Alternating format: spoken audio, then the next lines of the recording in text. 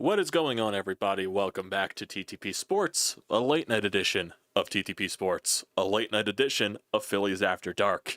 Yeah, I know I'm late to the fact about the Phillies. What, they ended like 20, 30 minutes ago or something like that, maybe. But they do win. They do win the first of this four-game set against the Colorado Rockies. They win by a score of 9-3. Their offense woke up a lot in the final three innings, a lot of home runs, three of them to be added, with Kyle Schwarber's 300th career bomb, always nice. Alec Bohm with a two-run shot to give the Phillies the lead, 4-3. Edmundo Sosa also getting on the board with a home run as well, so that was nice to see his first of the year. Christopher Sanchez on the mound did his job, basically. Gives you a quality start. 6 innings, 3 earned runs, 7 strikeouts. Your bullpen does its job against the lowly Colorado Rockies, and you get the job done. That's all that there is to it. Against Kyle Freeland, they got a lot of hits. They just weren't able to drive in runs against him. They got 1 run against Kyle Freeland, but they really destroyed the Rockies bullpen. Kind of a replication of what it was when the Rockies were here in Philadelphia to open up the home stretch in April. So they scored, 7 runs against the Rockies bullpen, 8 runs against the Rockies bullpen. So, yeah, they took advantage of a very bad bullpen. So that's what you got to do. That's what you got to do. And the Phillies, they're now in, I believe, sole possession of first place in the NL East after the New York Mets lost today, if I am not mistaken. I think they did lose. Yes, they did. They lost 3-1 to the Boston Red Sox. So they lost the series to the Yankees yesterday after the Yankees exploded late with a Bellinger grand slam. And now they lost today. The Phillies are sole possession of first place. The Phillies are now 29-18. And I do believe they have the best record in the National League, if I'm not mistaken. I think they do. So yeah, National League. Yep, Phillies are tied with the Dodgers, and yeah, they're tied with the Dodgers for the best record in the National League. So yeah, they're taking advantage of their schedule right now. A lot of bad teams that they're facing, and that's basically what you got to do. I think I saw a stat out there that the Phillies are like 15. I think this was before today's game. They're 15-3 against teams that are below 500. So yeah, just take advantage of the teams that you're playing that are below 500. You really can't help that. There's a lot of bad teams in the Major League Baseball. So just take advantage of that schedule when you can. So yeah, late night edition here. Don't know. I don't think we have any voicemails. So be a chill one. We're basically right around midnight, so it's now Tuesday. So, yeah, I would have done this a little sooner, but I was playing Repo with the boys, so that took a little bit longer. So basically, I was playing Repo throughout the entirety of the Phillies game, and the last game took a little bit just because there's a lot of craziness and a lot of funny things that did happen there. So, so good times. But getting to the recap later than not. Had to get one through for you people here, for all you good people. So, if we go through the organization of today's game, like I said, against Kyle Freeland for the Phillies, they had some base runners in the very early innings, but weren't really able to cash in. Kyle Schwarber, he had a 2-out walk in the first. Nothing happened there. Top of the second inning, they got, base runners on with 2 outs. Sosa with a single, Wilson with a walk. Rojas, he fouled out. Trey Turner with a leadoff single. Then he got picked off. Just stupid base running there. Then Bryce Harper had a single, which probably would have sent Trey Turner to third base if he didn't get picked off. Then Schwarber and Castellanos struck out swinging, so nothing happened there. The Rockies eventually made it 2-0. They had a solo shot in the first inning off Sanchez. And then Tovar had an RBI single in the third. Made it 2-0. Top 4, Sosa with a 2-out single. Nothing happens there. Top 5, Phillies finally get on the board. Trey Turner with a 1-out triple. And then Bryce Harper drives him in with a single. Cuts the Rockies lead in half. Top 6 for the Phillies. Bohm reached in on an infield single. Rockies go to the bullpen. Nothing happens after that. Sosa grounds it to a fielder's choice and Wilson grounds out. And then bottom of the 6th inning, ground rule double happens. Scores a run in the process, becomes a 3-1 Rockies lead against Christopher Sanchez. That would be his final inning of work. Then top 7 comes around. Phillies make it a 1-run ball game again. Marsh with a leadoff single. Trey Turner grounds into a fielder's choice. Marsh gets safe because of a throwing error, and which eventually gets to third base. So just craziness by the Rockies there, just stupidity. So nobody's out, everybody's safe. Harper hits into a sacrifice fly, which scores the second run, and then Kyle Schwarber grounds out into a double play. So A little bit of a missed opportunity there. Joe Ross comes out for the bottom of the 7th inning, allows a a single, but nothing happens after that. Top 8, this is when the Phillies offense explodes. Castellanos with a leadoff single, he gets to second base on a wild pitch, and then Alec Bohm sends a home run to dead center field, just clears the wall, puts the Phillies up 4-3. Sosa then singles. Kepler, where I thought was gone off the bat, it was just a routine fly ball. Marsh, he reaches in on an infield single. Trey Turner then doubles to score both Marsh and Sosa, extends the Phillies lead to 6-3. Bottom of the 8th, Hernandez gets a 1-2-3 inning. Then you go top 9, Kyle Schwarber with a lead-off bomb against a lefty. 300th bomb of his career, becomes a 7-3 ball game. Phillies get a couple of base runners as well. Castellanos gets on with a single. He eventually gets to second base, and then Edmundo Sosa hits a 2-run shot down the left field line, puts the Phillies up 9-3, and that's basically where the game ends. Tanner Banks came on to shut the game down there, and you win by a score of 9-3.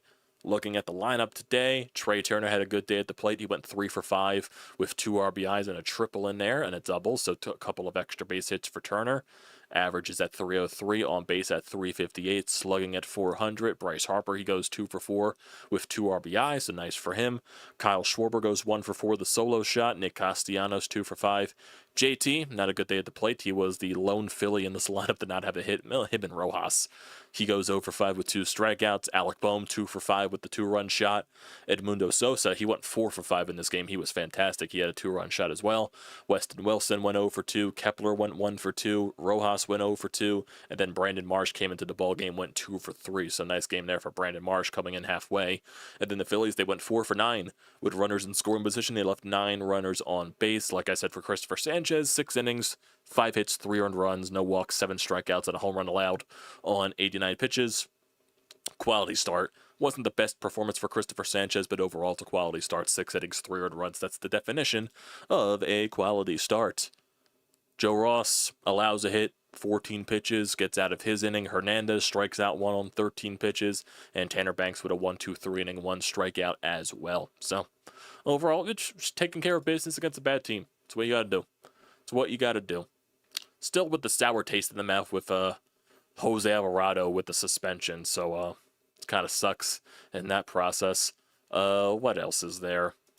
Phillies, of course, they sent down McAble back to AAA. I think they brought up Lazar, a left-handed reliever from AAA. It was obvious they're going to send down McAble. I think they even said that before his start, that he was going to make the start and he was going to get sent back down to AAA. But he'll most likely get back up in some point with the big club this year. I wouldn't be shocked if it's sooner rather than later, because once again, they're going to have to do some things with this bullpen. They're going to have to. Right now, in the short term, against some of these bad opponents, they can probably get away with it.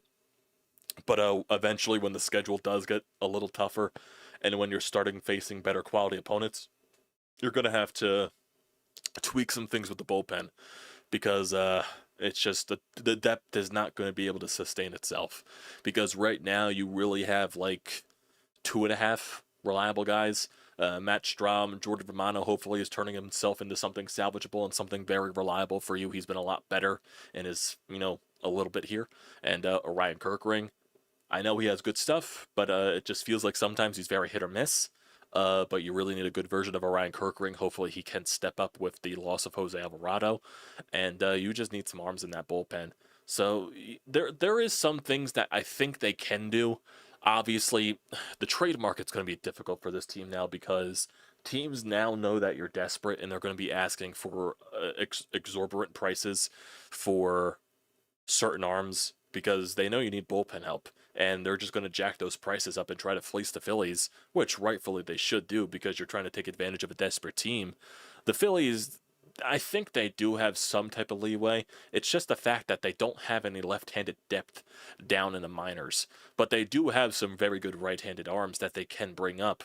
But if we're talking about lefties, I've been calling this for a little bit. Ranger Suarez has to go to the bullpen.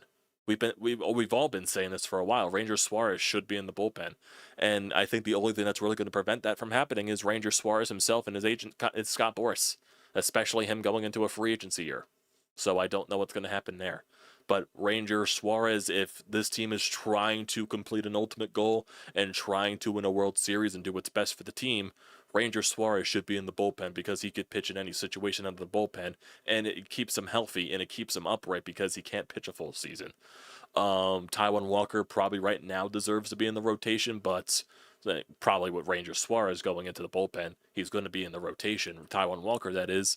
Aaron Nola, I don't think his stuff translates to the bullpen. I just don't see that, especially with so many people in this league now that have bullpen arms that are just, flamethrowers. Even though that's not Ranger Suarez has bullpen experience. So, and he's succeeded out of the bullpen before, so I wouldn't see why he wouldn't still succeed there. Just Aaron Nola, I don't think his stuff translates to it. Mick Abel, if he comes back up again, I would see Mick Abel more in the starting rotation. But Andrew Painter definitely is an interesting thing there, because obviously him coming off of the Tommy John surgery, probably you could put him into the bullpen if you're going to limit his innings. If you put him in the bullpen, that saves off a lot of his innings, and you really only have to have him come out one inning out of the bullpen or something like that. Andrew Painter definitely could be an intriguing option for the bullpen. It's really just you need to find some sustainable pieces for that bullpen until you can make some good moves for it, because you really need a left-handed arm. You really just do. Because is Jose Alvarado going to come back to the team? Are they going to let him come back to the team when his suspension is up, even though you still can't pitch in the postseason? So at that point, you just fully let your team down because you cheated. You cheated. Just so many things here. And it's still a very sour taste in the mouth after that whole situation. But right now, the team can't do anything about it. They just got to tread water with that. But they are winning games. They are winning games, and that is the most important thing in that process. So, you win this first game, got 3 more games left in this series. The next 2 are late night caps once again. So we got some Phillies After Dark for the next 2 days. Tomorrow, or today actually, since it is midnight, a little past midnight actually, it's going to be Jesus Luzardo on the mound against Senzatella. It's another bad Rockies pitcher. You should be able to hit him. And then on Wednesday, Taijuan Walker against Palmquist, and then Ranger Suarez on Thursday against Marquez. And then you go to the Athletics for the weekend with Wheeler, Sanchez, and Luzardo. Then you have an off day on Monday before you return home for the Braves and the Milwaukee Brewers.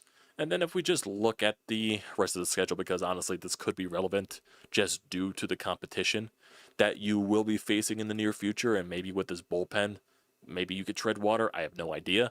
So after you go to Sacramento to play the Athletics, you come home to play the Braves and the Brewers. And then to start June, you go to Toronto against the Blue Jays. Then you go to Pittsburgh. Then you're back home at the beginning of June against the Cubs and the Blue Jays again. Then you have a 4-game series in Miami. Then you're home for the first time against the Mets from June 20th to the 22nd. Then you go on the road to play Houston. Then you go on the road again to play the Atlanta Braves. Then you're home June 30th to July 2nd against the Padres.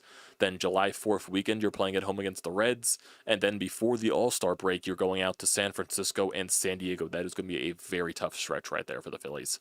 Very tough stretch. You're playing San Diego twice in a 4-series span. Same thing, including San Francisco in that span. It's going to be a tough stretch to close out before the All-Star break. So they still got some decent series where they could probably survive with the bullpen depth, but when you're playing teams like, San Diego, San Francisco, San Diego, back-to-back-to-back, basically, 3 and 4 series there, it's going to be tough. And then you're seeing the Mets, the Cubs. Even though you won a series against the Cubs, they're still a good team. The Braves have been a lot better. The Brewers, what's the Brewers record right now? They're below 500 team. They're like hovering around a 500 type of team. Definitely not as good as the previous years. But, yeah, you're going to have to do something with this bullpen, obviously. So, just sucks. That's basically all that it is. What else is there? So, obviously, got the next 2 games here, or the next 3 games against Colorado.